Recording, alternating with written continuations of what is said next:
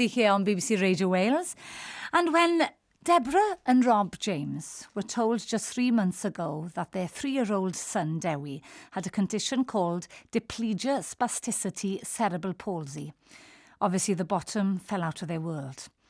But then they left no stone unturned when it came to mapping out Dewi's options for the future. And then they discovered that an operation costing £60,000 would help him. When actress Myles became aware of Dewi's story, it touched her heart.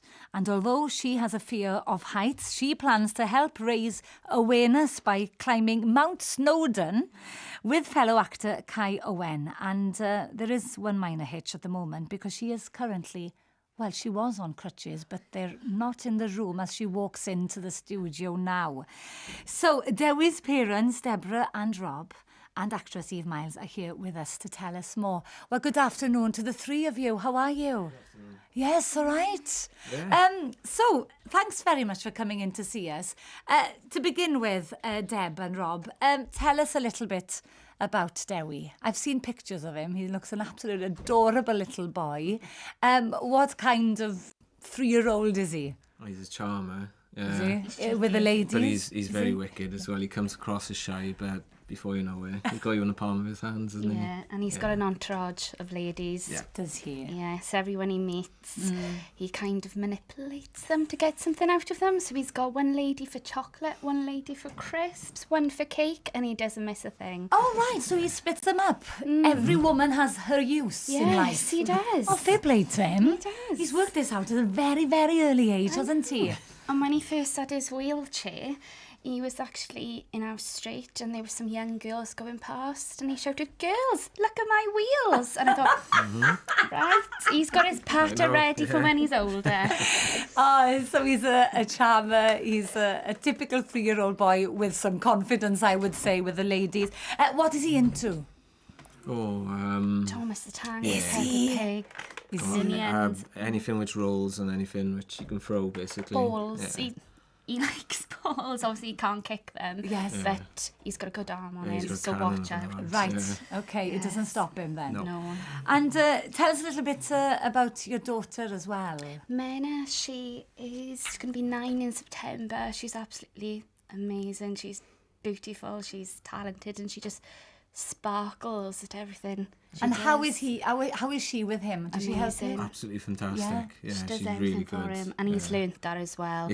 Yeah. That was the first lady, wasn't it? Really? That was his first lady. Yeah. But I'm not a lady. I'm Miss Darling, apparently. You're a Miss Darling. A Miss Darling. So does he just demand things from Miss Darling then when he needs stuff? Does he? And he's very good at kind of pulling at the heartstrings. Yeah. He's like, "My legs hurt. Can you get me that?" And I'm like, are they really hurting now? But no, he is really hurting. But you never know because he's a little. So he doesn't complain.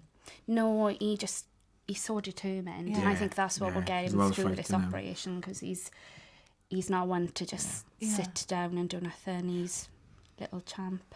Tell us a little bit about diplegia spasticity cerebral palsy then. How is that different to cerebral palsy? Well, it affects his lower half mainly, both his legs and his hamstrings and his ankles. He's got spasticity, and that's where the difficulties come with him with walking. He can walk, but we were discussing on the way down in the car, and he kind of, it's like a slow fall almost when he does walk. He can't stop by himself. He basically has to be bumping into something to pretty much stop. To stop himself? Yeah. Okay. And, I was saying that you've just searched and searched and searched and you've found this operation that can do what for him? What it'll do, it's the only operation out there which can permanently reduce spasticity in his legs. There isn't anything else out there for it. So, when you say that, what will he be able to do after he has the operation? He will hopefully be able to kick a ball, be able to walk without being in pain and falling over, be able to ride a bike, jump, be able to climb, because he thinks he runs and tries to jump. He throws his arms in the air to jump, but his legs. He doesn't actually take off. So he tries, love him, and he says, "Look at me jumping." But the one thing he really wants to do is jump in a muddy puddle. So just like Peppa Pig. Yeah, exactly. So basically, this operation, could allow him to do all the normal things in life that a 3-year-old little boy can do. Well, we all take for granted. And yes, exactly. And that's what we all want for our children, isn't it? Listen, Eve is here. And Eve is has been helping you, Deb. And we'll talk about the story, how you both actually met as well, which is absolutely wonderful. We'll talk more about that. But we'll have some music. Catfish and the Bottleman, they are the Welsh Artist of the Week this week. I'm really excited about that. They are from Llandudno, and lead singer Van McCann made the cover of NME back in May. And if you have a few minutes, you should check out the video to this song, because it stars the one and only Ewan McGregor. Yeah, just not name dropping. He's actually in the video. So not bad for 4 lads from Llandudno. Have a listen to this and let me know what you think as well. That's Catfish and the Bottleman, our Welsh Artist of the Week this week, and that's their track called Hourglass, and they're going to be speaking to us this Thursday, so really looking forward to that. But with me today, we're talking to Deb and Robert James about the little boy Dewi, who is 3, who has cerebral palsy and who needs this operation, which will cost £60,000. Then comes along an actress, one of Wales's most loved actresses, Eve Myles. Eve, hello, how are you? Oh, I'm very well, thank you. You're very well. Yes. You're off the crutches. We'll talk about these crutches in a little while, okay? Deb, tell me how you and Eve got together. Talk about this chance meeting. Well, we just come out of the Senedd. We had a meeting with our local AM, so we just come out. And we said, right, where should we go for food? So we were walking along the bay, and Rob turned around and said, look who's over there. And I turned, and I gotta say, really cringy, I'm sorry, but my jaw just dropped. And I was like, oh, and Rob's like, go speak to her. And I was like, I can't. And then something twigged in my head. Deb, you've got an official letter for Dewi, what we've typed up to send off to companies. So I was wrestling with this bag with Rob had on his back, and he wasn't helping me. So I just grabbed this letter off, kind of headed towards Eve and just shouted, Eve, and she went, yeah. And then I just fell apart, basically, handed her my letter, and she's like, oh, what's this about? And I was trying to hold it together to explain that we need this operation like yesterday, and we need to raise this £60,000 last week type thing. So yeah, it was surreal. It was bizarre because both of us weren't meant to be there. You were meant to meet your people a couple of days before, but through health that couldn't happen, so she had to be down the bay that particular time. My husband was having a meeting down the bay, and I just said, oh, it's just before school pickup, I'll have a little stroll with the baby. And when somebody uses your name, and you instantly turn around and say, oh, hello. And Deb and Rob and Menna and gorgeous Dewi were there, all wearing these T-shirts with Dewi's dream on it. And she handed me the letter. And before we could say anything, Dewi, piped up, hello, I'm having a lovely time, he said. And I said, are you? Yes, and I'm going for an ice cream, I said, can I join you? He said, yes. But it's one of those things when you meet somebody, and when you're a mum or a dad, parent, auntie, whatever, you got people in your life that you love and you care for, and you see that in somebody's face. I've seen it in Deb and Rob's face, of people that needed help. And as parents and as humans, we have to help. And if somebody had walked away from the bay that day and not helped this family, well, I'm sorry, they didn't have a heartbeat in them. There's no way. I couldn't have helped. It was how I was going to help. I didn't know what I was going to do. I've never done anything like this. But Pontypridd is close to my heart because my husband's from there and family. And beautiful family, and they need some help. So let's do it. So, right, after that chance meeting, what happened next? So, did you exchange? We went to the restaurant, got very drunk. Oh, did you? No, we didn't. I wish. I needed to. No, we didn't. We went our separate ways, didn't we? And I went and I had a little mooch around, and I absolutely burst into tears. Because I wanted to do something instant. I wanted to do something there and then. I didn't want to walk away and leave them and say, I'm going to try my best. I wish I'd had a magic wand to do something there and then, but I don't have that. And I went home, and I didn't say anything to my husband because I was battling with it. I didn't know what to do, really. And the kids went to bed, and I explained. I told him all about Dewi, and I got the letter out.